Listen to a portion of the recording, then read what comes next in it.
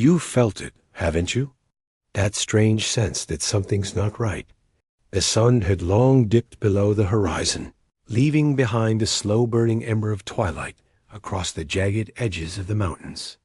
The stars, one by one, began to pierce through the curtain of dusk, blinking softly like ancient eyes waking after a long slumber. A cold wind danced through the valley, carrying with it a hush that swallowed every sound below, as if the earth itself was holding its breath. And perched there, on the edge of a cliff that defied logic, stood a monastery. But not just any monastery. No monks chanting, no bells ringing, no signs of devotion. Just light, dim, golden light, flickering through old wooden window frames. And silence. It didn't show up on maps. There were no roads leading to it. Only rumors. Old tales whispered by shepherds. Pilots who claimed they saw it from above. And wanderers who swore that time itself moved differently when they climbed too close. This wasn't a place for tourists. It wasn't listed online. No local guide would agree to take you there. In fact, most refused to even talk about it. They would look away, mutter something under their breath, a prayer, maybe, and change the subject. But still, people tried to find it. They called it the Watchtower, though no one knew who named it first. A fortress of silence built into stone, staring endlessly into the stars. But here's the strange part. From a distance, it looked abandoned. No movement. No sound. Nothing. Yet every night, like clockwork, the lights inside turned on. Not all at once. First the lower rooms. Then the upper ones.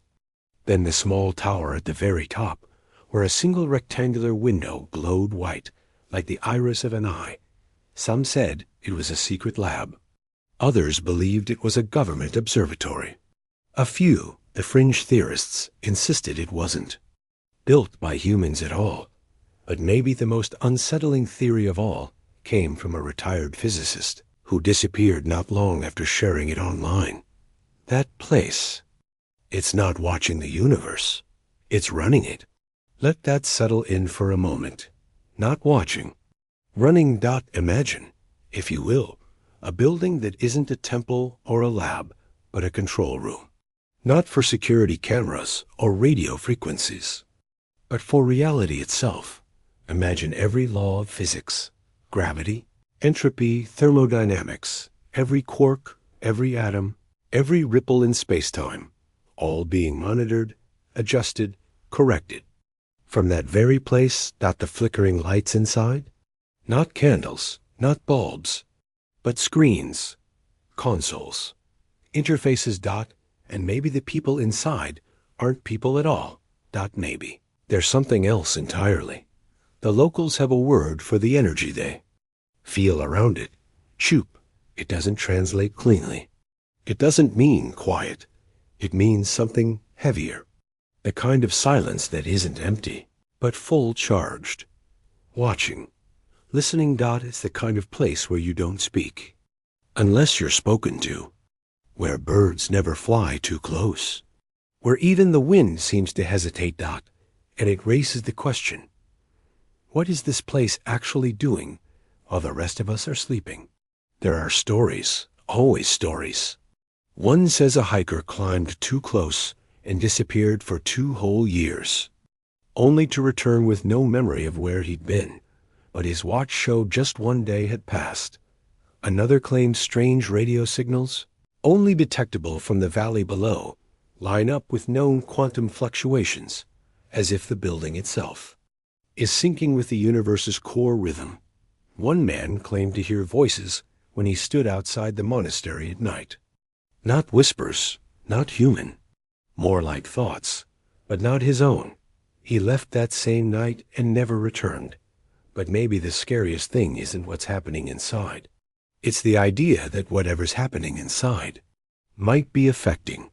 Use all. The place feels out of time. The design doesn't match any known style. It's not entirely ancient, not entirely modern.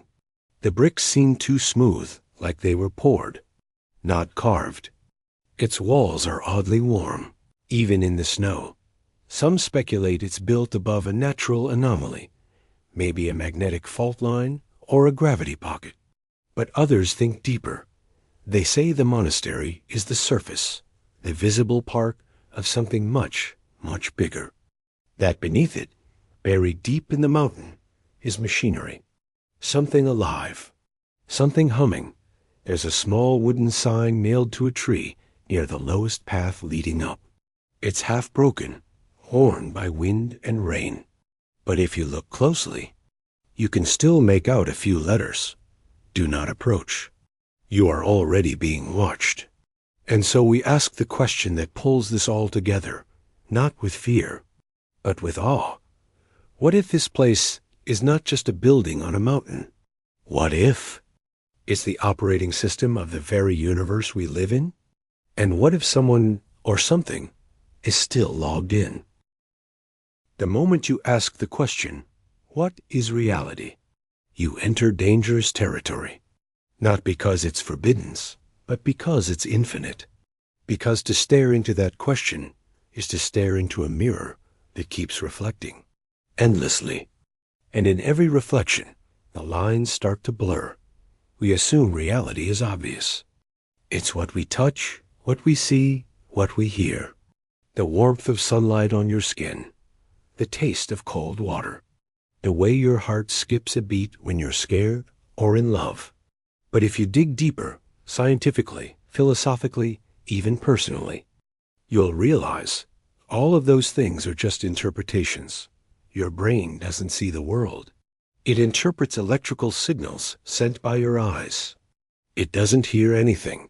It decodes pressure waves through the ear canal. You don't even feel the warmth of the sun. You process radiation as a sensation. Reality, as we experience it, is just a reconstruction, a simulation built inside your mind. But what if that simulation isn't entirely yours? Scientists have long struggled to define reality. Is it matter? Is it energy? Is it consciousness? Or is it all an illusion? A very persistent one. As Einstein joked, let's go to the foundations. Physics tells us that everything we see is made up of atoms. But atoms are mostly empty space. The core nucleus is tiny. Electrons orbit from vast distances, relatively speaking. If an atom were the size of a football stadium, the nucleus would be a grain of rice at the center dot. So what are you made of? Empty space and dancing charges. Nothing solid. Nothing still. Your body, your home, this planet, even the monastery. All of it is, at the smallest level, vibration, energy. Data dot, now zoom in even further dot, when physicists discovered quantum mechanics, the world got even stranger. At the quantum level, particles don't behave like solid objects. They exist in multiple states, wave and particle, until observed dot yes. Observed, a particle doesn't decide to become real until someone or something observes it. This is called the observer effect, and it changes everything. What does that mean? It means your awareness might be collapsing possibility into reality. That reality isn't fixed, but responsive dot. So ask yourself, if a particle doesn't exist in a fixed form until someone observes it, then who observed the first particles into existence? Who collapsed the first wave? What was the first observer? And here's where it gets unsettling. What if the first observer is still watching? Let's go back to that monastery. What if it isn't just watching us? What if it is the original observer? What if it is the interface, the point where the raw data of the universe becomes reality? Think about how video games work. When a character walks through the world, the entire map isn't loaded at once. Only the part the character can see is rendered in detail. The rest is blurry or doesn't exist. Until needed dot now, imagine you are the character. And the monastery is the rendering engine. Maybe you exist because it sees you. This isn't just poetic speculation. Some of the brightest minds in science have wrestled with the fragility of reality. Theoretical physicist John Wheeler said, "No phenomenon is a real phenomenon until it is an observed phenomenon." He even proposed a framework called it from bit, suggesting that at the deepest level, the universe isn't made of stuff. It's made of information, like code, like a computer program, like a simulation. And here comes the paradox. Reality is based on observation, and observation is subjective. Then reality might be different for each of us. Or worse, we might all be seeing only what we're meant to see. Imagine walking into a room, but the room only exists because you walked in. Your presence loads the floor beneath your feet, the walls beside you, the air in your lungs. But what if you're not alone in the process? What if something else is observing too, and controlling what you're allowed to perceive? Pause here. Take a breath. Look around at everything in your environment. Your phone, your walls, your body. All feels normal. But behind it all, could there be code? Rules running silently. Laws never broken. Patterns always repeating. Is that why physics feels so consistent? Because it's not chaos. It's programming. Let's tie it back. The monastery on the mountain may not have answers. But maybe it is the question in physical form. A riddle built into the landscape. We're not just wondering what it is. We're wondering what we are. And so we come back to it. Night after night. Some drawn by curiosity. Some by instinct. Some by fear. But all of us pulled by the same silent voice. Look closer. You missed something. You're not where you think. You are. And none of this is what it seems. The idea sounds absurd at first, almost laughable, that everything, the stars above, the ground beneath you, your memories, your emotions, could all be part of a sophisticated simulation, like a cosmic video game, like a movie set with invisible cameras and coded rules. But the more you sit with it, the more it starts to whisper, not in madness, but in math, in logic, in eerie, unexplainable patterns that don't behave like accidents, but like design. Welcome to simulation theory, the idea that the universe, as we know it, might be running on a program, not metaphorically, literally. In 2003, philosopher Nick Bostrom introduced an argument that rattled both scientific and philosophical communities. He proposed that one of the following three possibilities must be true. Almost all civilizations go extinct before they develop the technology to simulate a universe. Advanced civilizations could simulate universes, but choose not to. We're almost certainly living inside a simulation. And if number 3 is true, you're not real. At least not in the way you've always believed. You're data. A consciousness experiencing a meticulously coded reality. That sounds terrifying, but oddly, it also makes sense. We're already simulating realities on small scales. We build video games where characters move through massive, immersive worlds.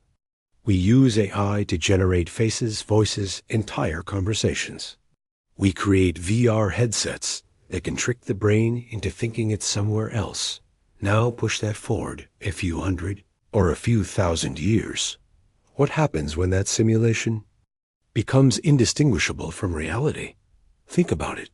You can feel heat, pain, hunger, but all of those are neural responses.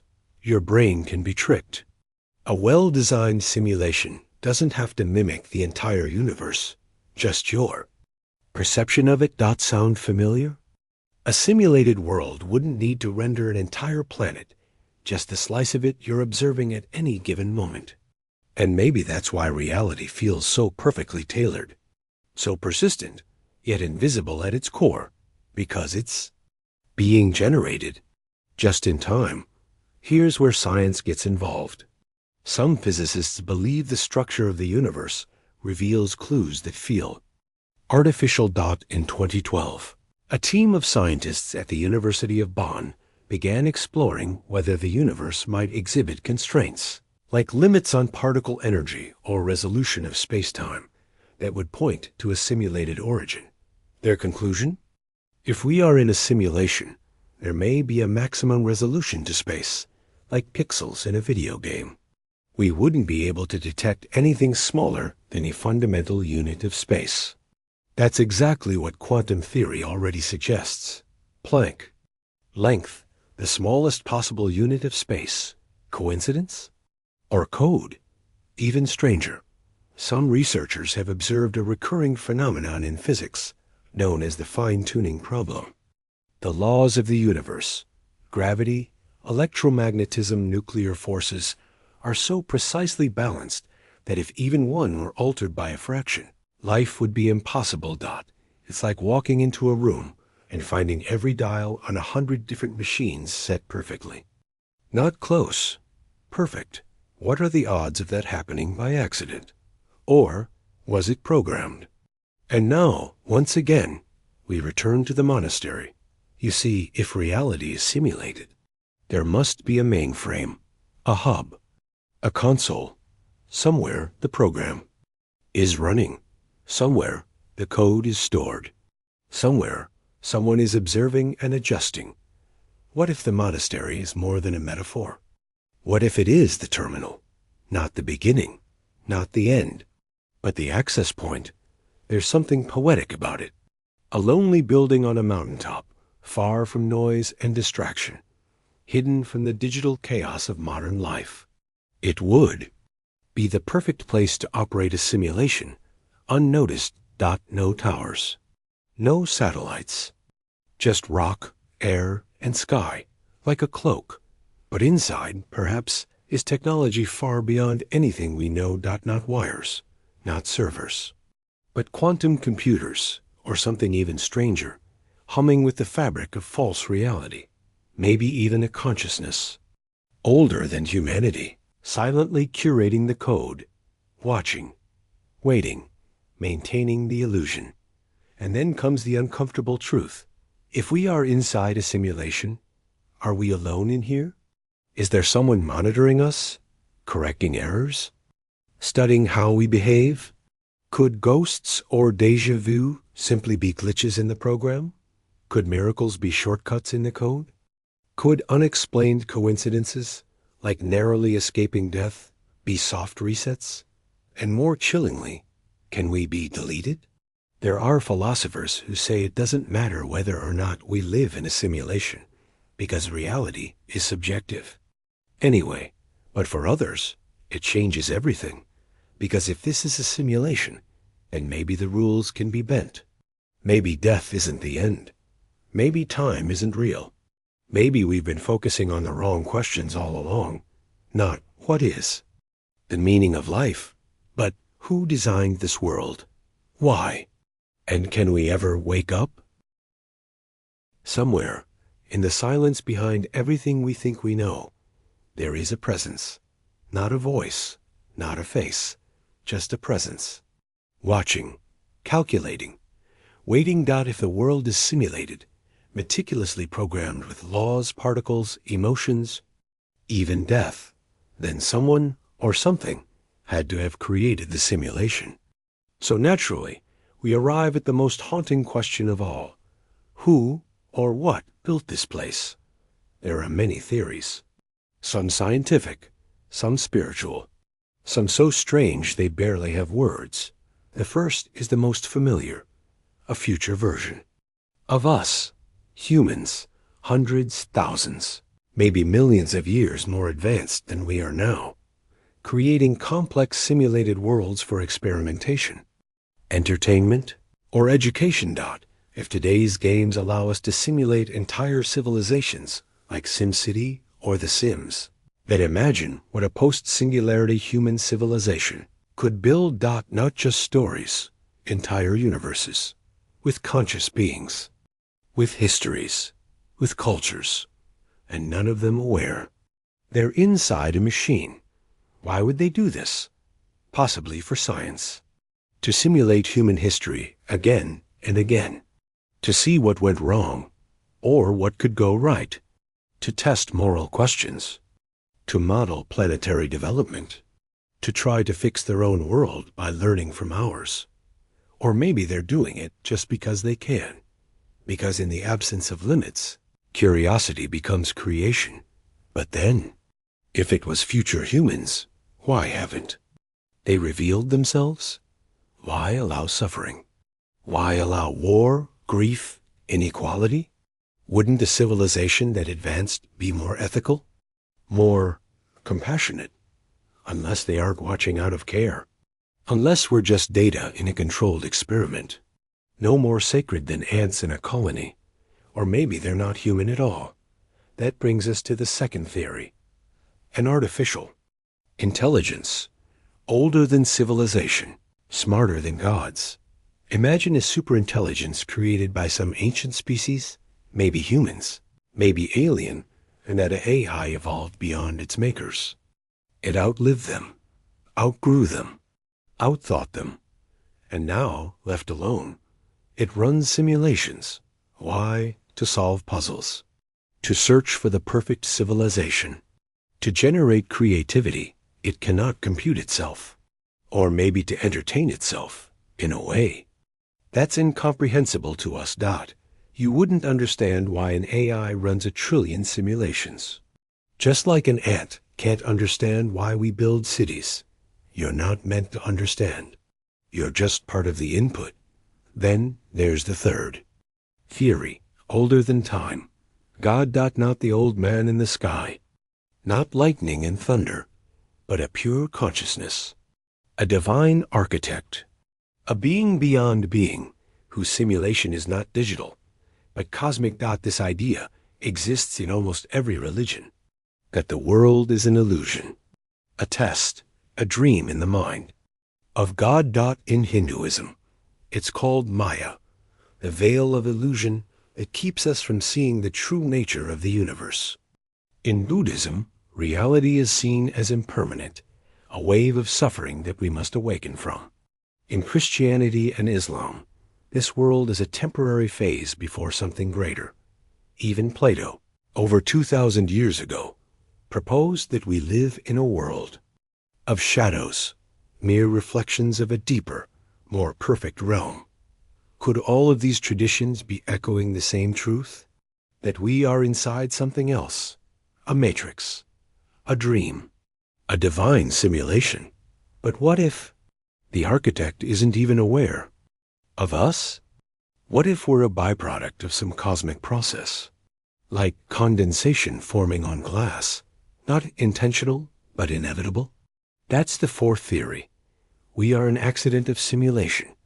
Maybe the original program was never meant to create life. Maybe it was designed to simulate atomic behavior, or dark matter, or galactic evolution, but something in the code glitched, and awareness emerged.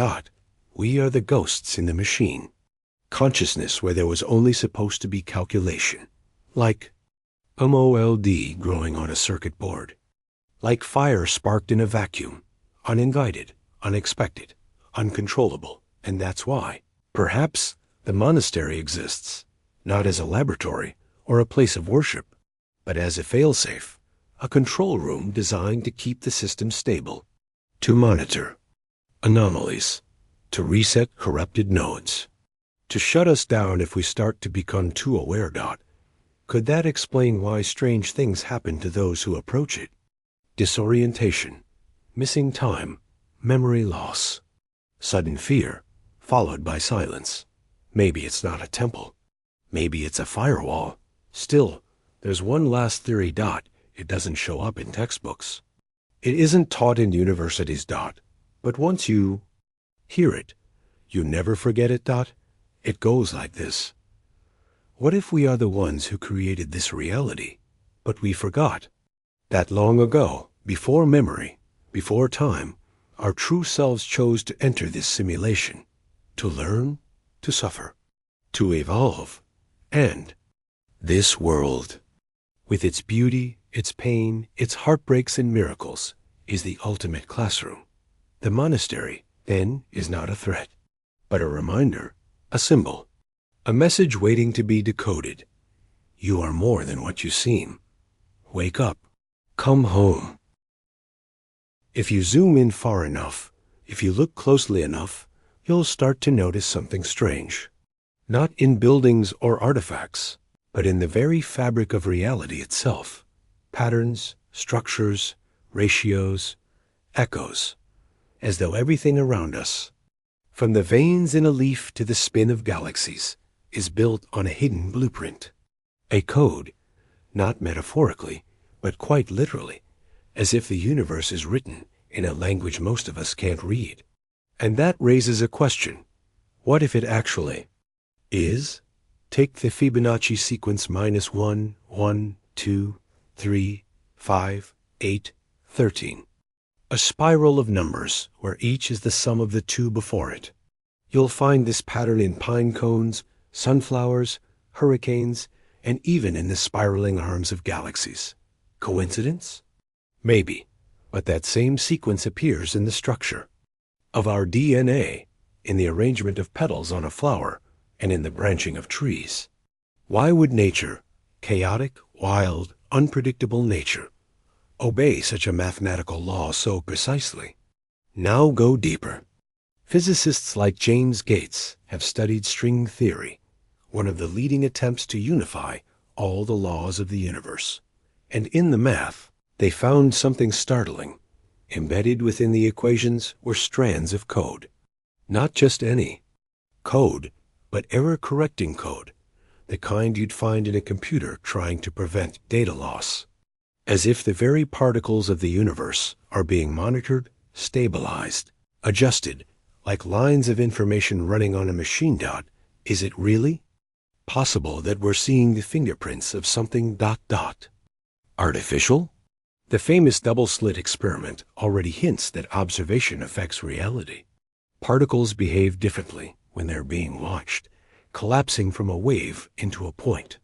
Why would the universe care if we're looking, unless it needs to know who's watching?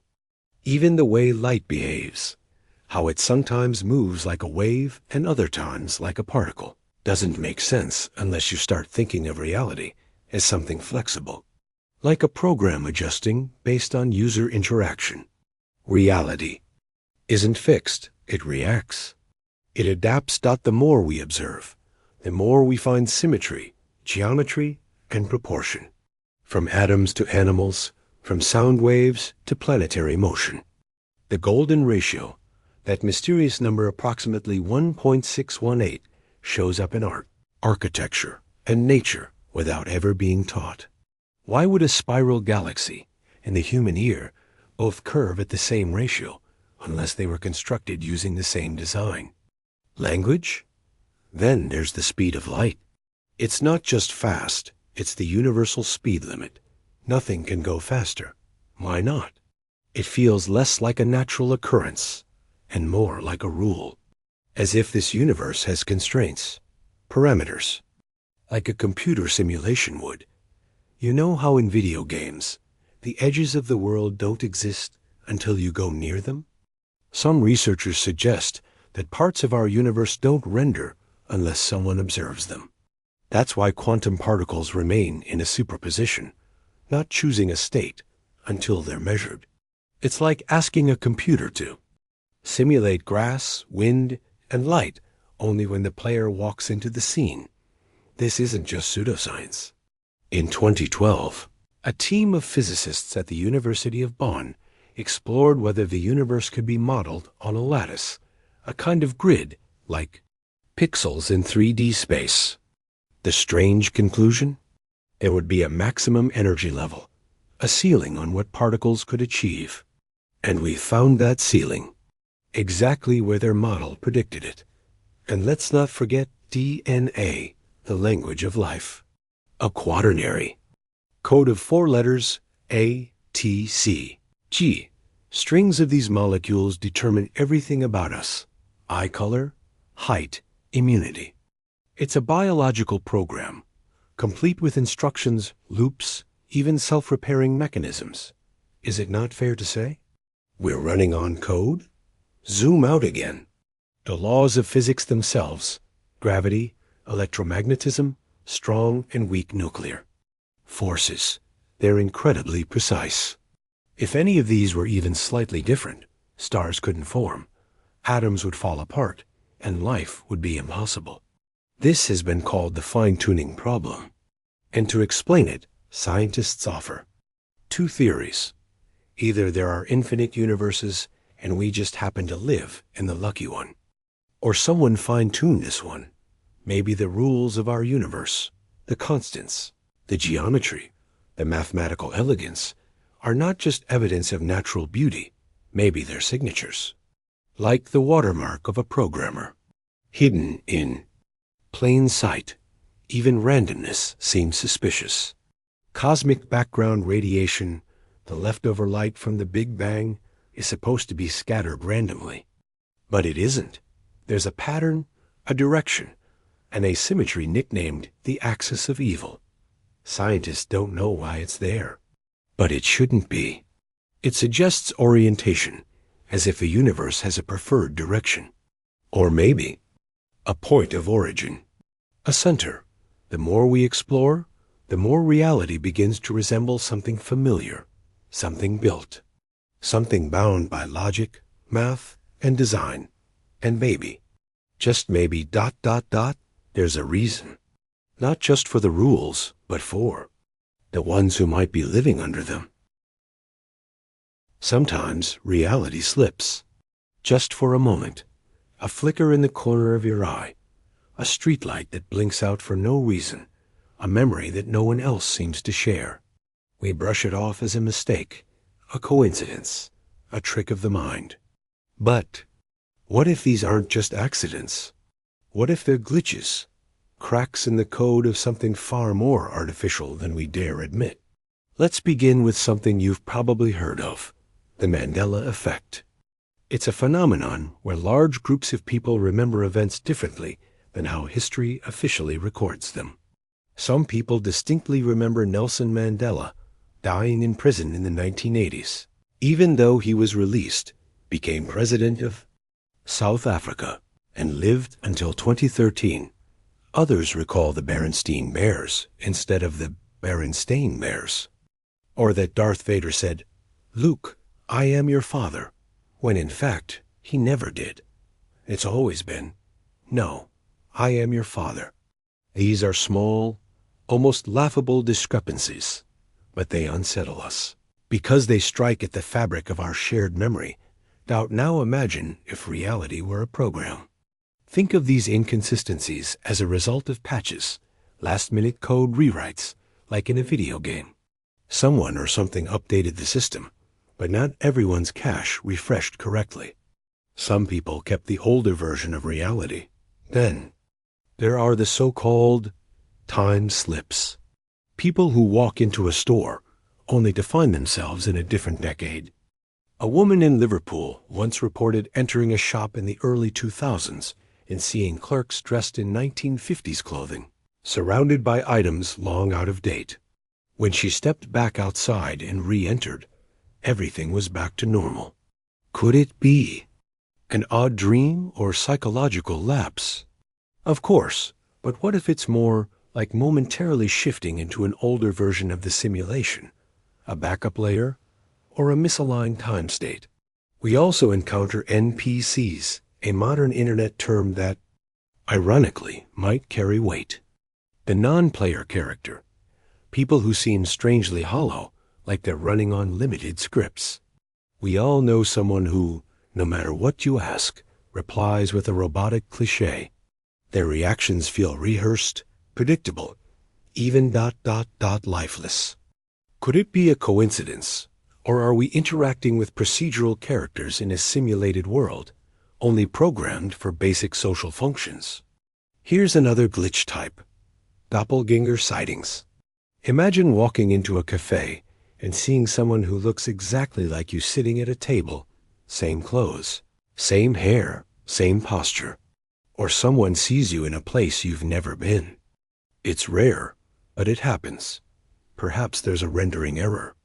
Maybe two versions of a model loaded into the same space. A known bug in some open-world game's and then there are moments we can't explain with any framework. Like waking up and knowing something is off, that the world shifted while you slept, not changed dramatically, but subtly. A song you swear never existed is suddenly popular. A road you always took is missing a turn. You feel disoriented, but no one else notices. These are dreamlike shifts, like the simulation rebooted in a slightly different version. Some scientists chalk it all up to human error. Our brains are flawed, prone to memory distortions, false associations, and perception mistakes. And yes, that's true. We're not perfect observers. But if the simulation theory is right, wouldn't flawed memory be a designed feature? Wouldn't it make sense that the code occasionally misfires, causing a ripple effect through the user experience? Physicist Silas Bean once proposed that our universe might be simulated using a lattice structure, a sort of cosmic grid. If true, then certain high-energy cosmic rays would scatter in a way that reflects that underlying structure. In other words, the simulation would have a resolution, just like a video game. If something moves too fast or too far, it hits the edge of the resolution limit, and errors appear. Could this explain why strange particles sometimes behave unpredictably in quantum physics? Could the randomness be just lag? Let's not forget dreams. People report shared dreams, where two people describe the same impossible place, down to details neither had discussed. Places that don't exist in any known map. Are these downloads from a server beyond conscious access? Dream worlds as alternate rendered realities? What if sleep is just a connection reset, your consciousness temporarily jacking into a lower bandwidth? Server? Even our language reflects our suspicion of the cracks. We say things like, "This feels off," or "weird energy today," or "something just doesn't feel real." These aren't technical observations. They're intuitive ones. The gut whisper of something deeper at work. Something we can't see, but feel just below the surface. Like the sound of a machine whirring in the walls of your home. Quiet, constant, but undeniably present dot. And then there's the final glitch. Déjà vu. That strange, chilling moment when you feel like you've lived this exact moment before. Every sound, smell, sentence perfect, and yet impossible. Scientists call it a neurological misfire, but others suspect it's a sign, a ripple in time, or a crossfade between saved states. Maybe it's the simulation briefly repeating the sequence. Maybe it's you, remembering your other versions. So what do we do with these experiences? Laugh them off? Study them? Or take them seriously as evidence that the scenes are visible? That the world, while consistent and beautiful, is also unstable and full of silent anomalies? Maybe the glitches aren't flaws. Maybe they're invitations. Tiny windows through which we glimpse the truth.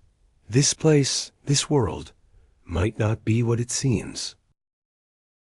What do you do when the walls around you start to shimmer? When the rules you've followed your entire life begin to misbehave? You test them. You push. You question. And that's exactly what a growing community of scientists, thinkers, and outliers are doing, trying to poke holes in reality itself. Because if this truly is a simulation, then there must be code. And if there's code, there might be cracks. Let's start with the obvious. Physicists have long noticed something peculiar about the universe. It seems fine-tuned, almost too perfect to be random. Constants like the speed of light, the strength of gravity, and the charge of the electron exist with such precise values that if they were altered by even the smallest fraction, life as we know it wouldn't exist. This has been called the Goldilocks dilemma. The universe isn't too hot, too cold, too chaotic, or too slow. It's just right. Coincidence or calibration? But beyond mere observation, people are starting to take action. Theoretical physicist Silas Bean proposed a radical idea. If our universe were a simulation, it might be constructed on a 3D grid similar to the pixelated lattice of a video game. And if so, that grid might leave an imprint on high-energy cosmic rays. Think of it like detecting the resolution of the universe. Bean and others have looked at how particles travel across space, searching for hints of anisotropy, a preferred direction, which might reveal the grid's orientation. So far, results are inconclusive, but the very fact such experiments exist says something profound. Reality is no longer sacred. It's testable. Meanwhile, NASA scientist Rich Terrell has publicly supported the simulation hypothesis, pointing out that our ability to simulate complex worlds in virtual reality is growing exponentially. He asks a haunting question. If we can already simulate worlds that feel real, what's stopping a civilization a million years ahead of us from simulating universes indistinguishable from their own? But even beyond science, there are psychological experiments hinting at something stranger. In 2020, researchers at CERN conducted a bizarre study where participants meditated while staring at randomized patterns on a screen. The goal was to test observer effect theories that perhaps, like in quantum mechanics, our consciousness can influence matter. The findings were ambiguous, but some test groups claimed statistically improbable patterns occurred when certain meditative states were achieved. Coincidence? Wishful thinking? Or is consciousness itself part of the simulation's user interface? And let's not forget the double-slit experiment, the darling of quantum weirdness. When particles like electrons are fired at a barrier with two slits, they create an interference pattern acting like waves. But when you try to observe which slit they go through, they suddenly behave like particles again. It's as if the universe knows when it's being watched and changes its behavior accordingly. That's not just poetic, it's deeply unsettling. It implies observation changes reality. And in a simulated world, maybe that's exactly how it's coded to behave. There's even a new area of exploration gaining traction: quantum consciousness, the idea that our minds might be deeply entangled with the fabric of reality. Thinkers like Roger Penrose and Stuart Hameroff propose that microtubules inside brain neurons operate at a quantum level, possibly linking us directly with the code that runs the cosmos. If true, it means the interface between consciousness and reality might not be passive. It might be WRITABLE. Of course, skeptics laugh. They call it science fiction dressed in lab coats. But then, 200 years ago, the idea of invisible fields, gravity waves, and black holes would have been mocked too. Science is a ladder built on disbelief, each step once considered absurd. But what if someone already succeeded in breaking through? What if a researcher found the edge of the simulation and vanished? In a quiet corner of the web, obscure, message boards whisper of experiments gone too far, of people meditating in isolation for days, reporting visions of grids, tunnels, or system messages. There's a famous urban legend from 2013 about a man who live-streamed his attempt to escape the simulation. He filmed only static snow and played odd binary tones. Then silence. His channel went dark. Nobody's sure if it was performance art or something else. Still, we search. We build particle colliders, quantum computers, and space telescopes. But maybe the tools to break reality won't be found in machines, but within the mind. In dreams, in déjà vu, in stillness. Maybe the code doesn't reveal itself under pressure. Maybe it waits for you to be quiet. One group of researchers in South Korea is exploring lucid dreaming as a form of simulation hacking. By training people to recognize their dreaming and then manipulate their environment, they're hoping to test if the brain, under certain frequencies, can slip outside the default mode of reality.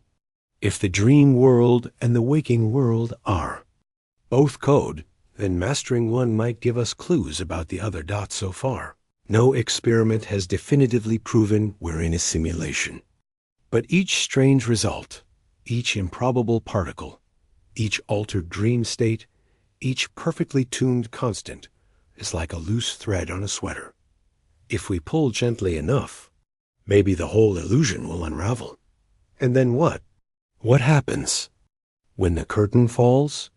When we finally see the stagehands, the wires, the blinking cursors behind our stars? Do we celebrate? Panic? Or simply reload? Because sometimes the scariest part of finding the truth is realizing someone else built it. Let's say, just for a moment, that all of this truly is a simulation. That every breath you take, every star you see, every kiss, every loss, every dream was rendered by something else. That would naturally lead us to a much deeper and more haunting question. Why? Why go through the trouble of simulating an entire universe? It's easy to think of this in terms of science fiction. Maybe some hyper-advanced civilization created this world as a game or a scientific experiment. But those are just surface-level answers. If we look deeper, the possibilities become more unsettling and strangely beautiful. Imagine a future version of humanity or some post-human intelligence that has already lived through every possible version of reality.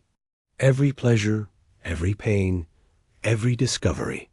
What would be left for them to do? Perhaps they'd simulate the past to rediscover what it was like to be human, to feel things for the first time again. In that case, this universe might be less like a video game and more like ... a memory palace, a spiritual museum of emotion. Or perhaps we're not even the point of this simulation at all. Maybe we're just background noise, like non-playable characters, and the true subject of the simulation is a single person or a group being studied in real time. A grand psychological experiment, a sociological loop. How would love evolve without knowledge of its source? How does fear shape civilizations? How long until a species suspects the truth? And then there's a darker theory.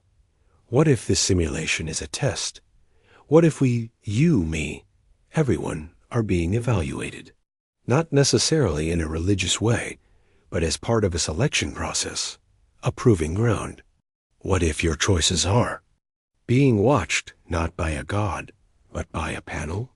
A higher intelligence gathering data, not just on your intelligence, but on your empathy, your resilience, your morality when no one is watching. Under this lens, pain suddenly has a purpose. Tragedy has weight. The trials we face aren't glitches or cruel twists of fate. They're stress tests. They are the simulation asking, what will you do now? But maybe we're still being too literal. There's another idea, poetic in nature, but just as haunting. What if the simulation is art? Maybe some higher being doesn't need to simulate us. Maybe they wanted to, the way a painter can't help but paint, or a writer can't resist a story. We might be the side effect of divine inspiration. A cosmic novel, a living mural, something that exists for the sake of beauty and depth and tragedy and joy, because it's worth creating. Or what if ... we're the creators?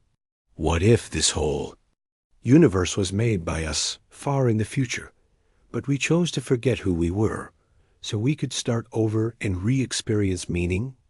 That idea circles around ancient teachings, from Buddhism to Gnosticism, all whispering the same possibility, that we are both the dreamer and the dream. And in that case, the purpose of the simulation is simple but profound: to remember, to rediscover who we are. But the most eerie theory of all ... is that there is no grand purpose, that we're in a simulation, not because someone meant to create us, but because we're a byproduct, like static on a screen. Our entire existence could be a side effect of a simulation, running for a completely different reason, maybe to model galactic expansion, or test quantum interactions, or predict black hole behavior. We might be ... accidental. Yet even in that view, where we're unintended, we still love, we still dream, we still ask why. That alone gives us meaning, because if we can wonder about the purpose, maybe we've already transcended our original design. And so we circle back. Whether this world was crafted as a playground, a test, an artwork, or an accident, it doesn't really change what we experience every day. The pain still stings. The beauty still stuns. The questions still ache. But if this is all simulated, then someone or something built it. And builders have reasons. Maybe we'll find them someday. Maybe we won't. But until then, we keep asking, because the act of wondering might be the very thing we were made for. The wind echoed again, this time with a question no one had dared to voice aloud.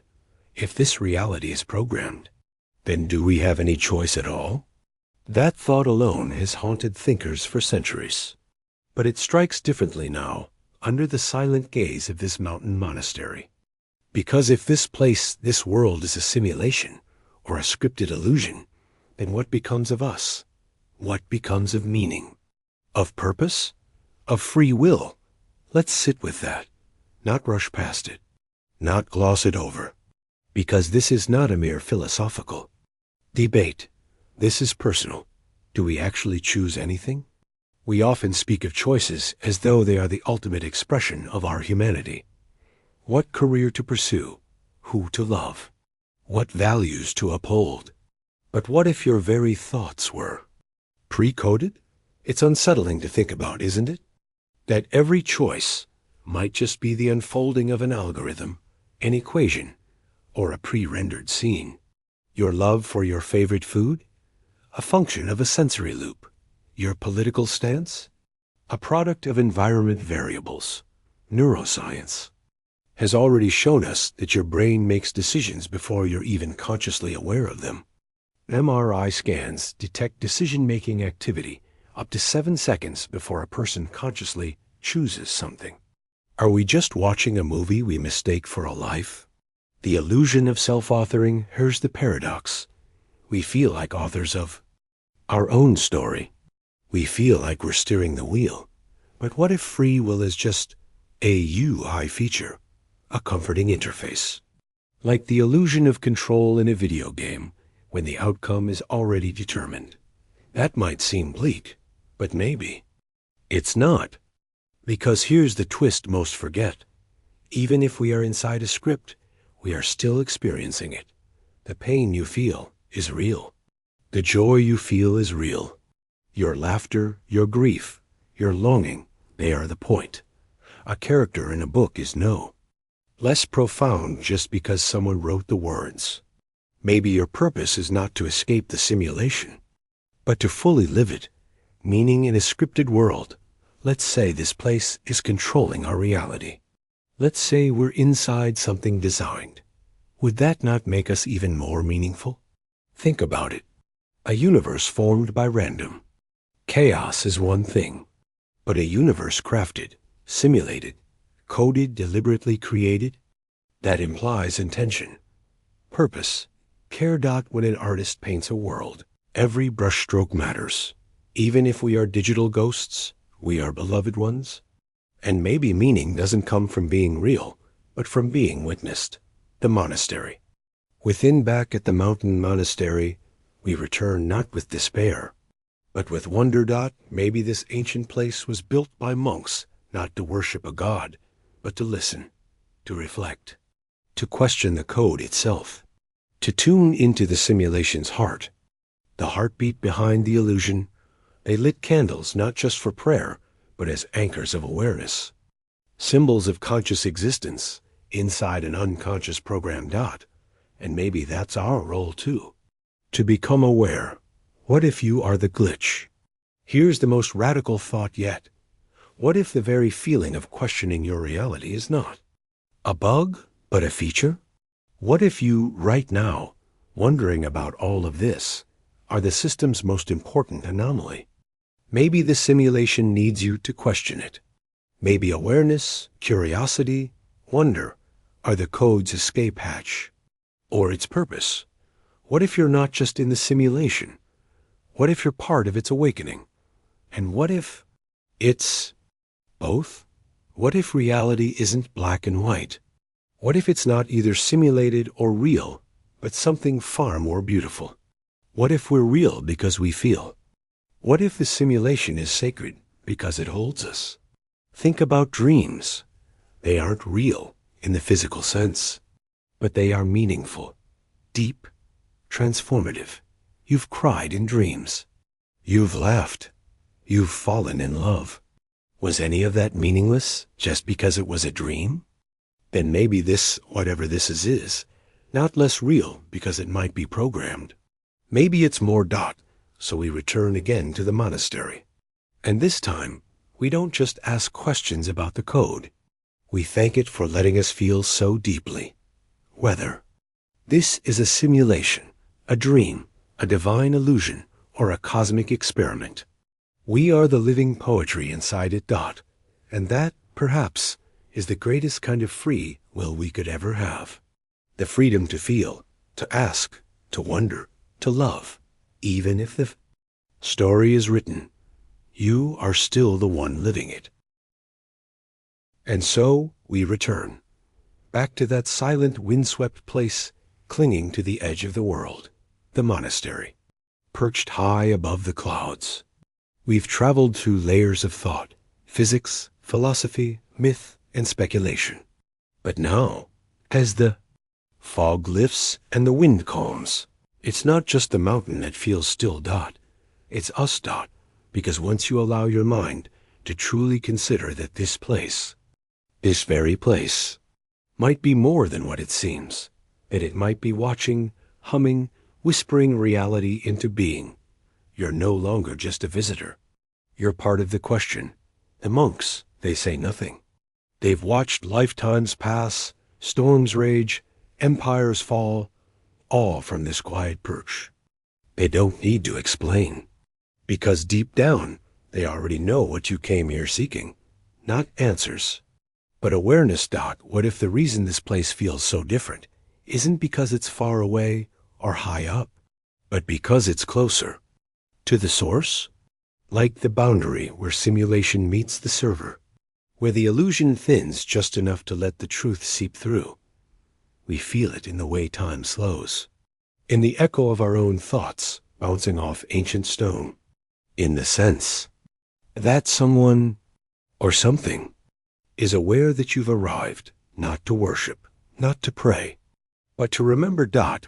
What if the monks weren't guarding sacred knowledge, but sacred code? Think about it. All around the world, there are places where the fabric of reality feels thinner. Ancient sites, temples, forests, mountains, each pulsing with energy that science can't quite name. Maybe they're access points, nodes in a larger system, places where reality is written, edited, rebooted, dot. And maybe this monastery, this forgotten place in the clouds, is one of the last ones still functioning, still transmitting. What happens when you meditate here? When you go still enough to feel the grid beneath the ground? Do you reconnect? Do you update? And then it hits you.